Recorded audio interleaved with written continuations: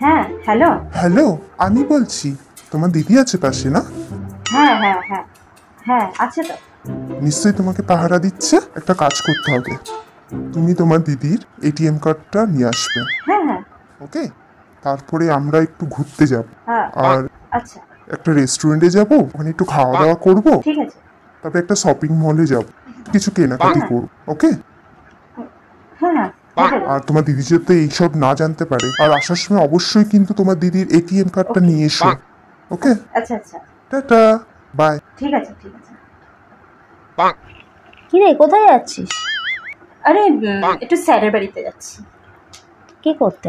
আরে স্যার এখনই ফোন করলে, একটা পড়া রয়েছে, তো ওই নোটটা নিতে যাচ্ছি।